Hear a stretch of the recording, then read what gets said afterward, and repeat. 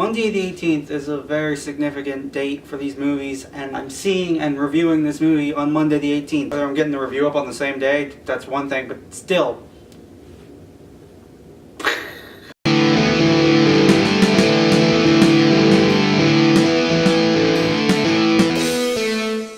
Happy Death Day to You.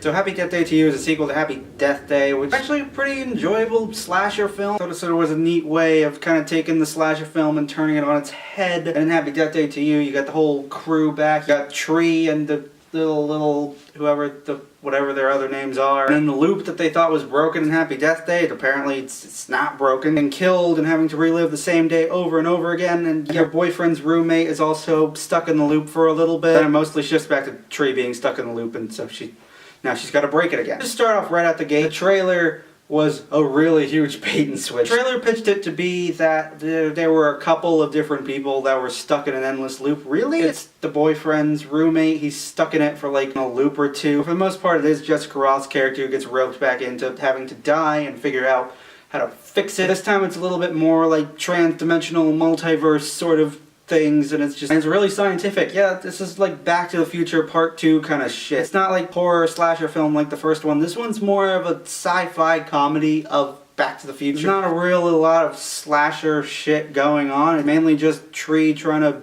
die and figure out how she gets stuck out of this loop this time around now that it's happening again. It's also kind of the thing that I liked. I like that there's like a scientific explanation for what happened. I like that they're kind of diving deeper into this, trying new things. They don't want to rehash Happy Death Day, which is great. You should do something different with a sequel like this, otherwise it feels repetitive. And yes, it is a lot of science. It's a lot of scientific string theory, multiverse kind of conversations happening in this movie, which means any stoner teenager that's thinking they're gonna see a fun horror movie, that they're gonna have a tough time. A lot more exposition heavy. It's a lot less horror movie based than the first one was. I feel like the performances are still great. I feel like everything is still there for it to be enjoyable. Jessica Roth gets another one of those moments that she had in the first film where she's just pouring her heart out and you're just like, yep, that's good acting. And oh, look at that, my face is leaking. Good job. And there's also more of a physical toll with having to die over and over again. I think that was pretty interesting because it kind of adds stakes to it. Dying over and over, there are going to be repercussions. One time you're going to die and that's going to be it. The whole multiverse element, I think, works really well. And then by the end of this movie, like the final act, like a thing happens, I'm just like, that is totally X-Men Days of Future Past.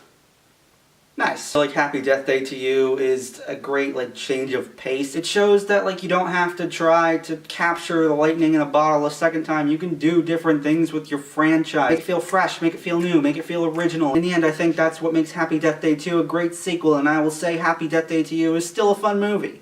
There's also a mid-credit scene, which is in the trailer. When I saw the mid-credit scene, I was like, come on, dude. So that's Happy Death Day to You. What are your thoughts? Do you prefer Happy Death Day or Happy Death Day to You? Which one do you prefer? Sound off in the comments. And if you guys like what you've seen, you can click right here, and I will see you next time.